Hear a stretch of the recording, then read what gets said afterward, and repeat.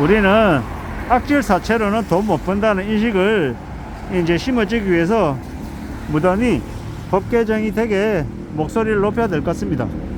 이 악질 불법 사채가 이 궁지에 몰려있는 사람들을 악용해서 사기치는 등골을 빼먹는 일들이 너무 많이 벌어지고 있습니다.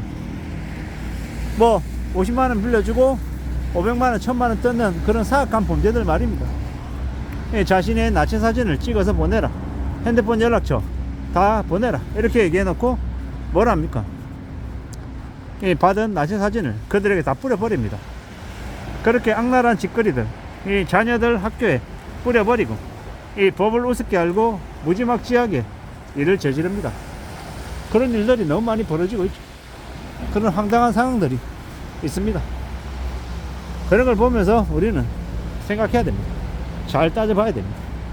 절대 수월하지 않기 때문에, 절대 만만하지 않기 때문에 더 이제 신경 써야 될 것 같습니다.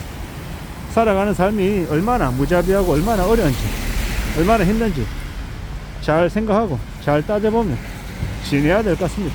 그러지 않으면 무인장 어렵다라는 겁니다. 힘들다라는 겁니다. 험한 시대를 살아가고 있기 때문에 더 이제 각오하고 더 이제 챙겨 나가야 될 것 같습니다. 안 그러면 정말 힘들어지는 것 같습니다. 뭐 최근에 이 벌금형이 최대 5천만 원에서 5억까지로 개정이 되긴 했답니다. 하지만 그럼에도 불구하고 여전히 약하다고 생각합니다. 이 불법 사채를 해서 벌어들인 돈은 100% 추징해야 되고, 그와 관련되어 있는 사람들은 이 형량을 좀 더 높여서 더 이제 처벌 수위를 강하게 만들어서 꼼짝살짝 못하게 만들어야 됩니다. 생각보다 그 불법 사채에 일을 하는 사람들이 많답니다. 자기 매뉴얼 만들어 가지고 자기들끼리 이제 궁지에 몰려있는 사람들 리스트 공개하고 공개받아 가지고 돌려가며 빚 더 지게 만들고 더 궁지에 몰리게 만들고 그런 짓거리 하는 매뉴얼이 있답니다. 무서운 얘기죠. 그리고 그들이 막상 이제 이 세상에 그와 관련되어 있는 일을 하는 사람들이 나왔는데 되게 평범해 보이는 애들인 거예요. 어처구니가 없는 거죠. 진짜 어처구니가 없는 거죠. 되게 악해 보이고 되게 사악한 범죄자로 보이는 사람들이 아니라 그냥 지극히 평범한, 옆에서나 볼만한 되게 평범해 보이는 사람들이 너무도 많다는 거죠.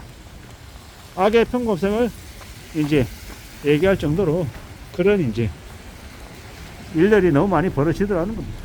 참 충격스럽죠. 참 놀랍죠. 어떻게 그런 일들이 이제 아무렇지도 않게 벌어질 수 있을까? 얼마나 사람들이 돈이면 다 된다라는 황금 만능주의가 퍼져 있는 걸까? 라는 의구심도 들죠. 참 무자비한 시대에 우리가 살고 있는 것 같습니다. 모든 걸 법으로 다 해결할 수는 없겠지만 법이 너무 허술해서, 법이 너무 솜방망이어서 사람들이 더 우습게 생각하는 경향이 많다고 하니 법을 좀 더 강력하게 올릴 필요가 있다라는 건 이제 두말할 것 없는 주장인 것 같습니다. 제발 판사들이든 검사들이든 좀 처벌을 좀 더 강력하게 하고 좀 더 범죄자들이 이 세상에 발 못 붙이게 했으면 좋겠습니다. 물론 그들이라고 그런 노력을 안 하는 건 아니겠지만 좀 더 해줬으면 좋겠다라는 게 저 같은 보통 사람들의 바람이라는 겁니다. 살아가는 지금의 현실이 무인장 어렵고 고민스러운 것들도 너무 많습니다. 어떻게 살아가야 되나? 어떻게 안전하게 살 수 있나? 함부로 빚지지 않고 살아야 되는데, 빚을 멀리하며 지내야 되는데 라는 생각도 더 많이 하게 됩니다. 빚지지 않는 게 제일 필요하죠. 빚을 절대로 지지 않겠다라는 각오로 살아야 이 험한 시대를, 험한 세상을 견뎌내는 것 같습니다. 참 쉽지 않죠. 참 어렵습니다. 더욱더 정신 차리고 더 두려운 마음으로 더 마음 단단히 먹고 지내야 되는 것 같습니다. 무던히 애쓰고 정말 각오하고 또 치열하게 노력하고 애쓰는 것, 그러한 것들이 더욱더 필요한 시대가 지금이다 라고 생각합니다. 부지런히 애써야죠. 함부로 걸려들지 않고 함부로 빚져서 되게 공경에 차지 않아야겠다는 생각을 해봅니다. 빚져서 살다 보면 빚이 빚을 불러서 눈덩이처럼 커지고 제일금융권에서 대출 거절당하고 이제 다른 곳으로 옮겨가다 보면 나중에 불법 사채와 만나게 될지 어떨지 누가 압니까? 그래서 더욱더 장애금은 안 된다. 장사 함부로 하면 안 된다 라는 생각이 많이 들고요.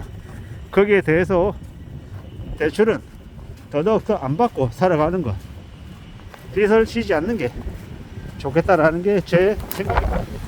물론 되게 뻔하고 당연한 얘기, 누가 빚을 지고 싶어도 지냐, 빚 안 지고 싶어도 세상이 상황이 여의치 않으니까 빚 지는 거 아니야, 이렇게 항변하는 사람도 있다는 것도 너무도 잘 압니다.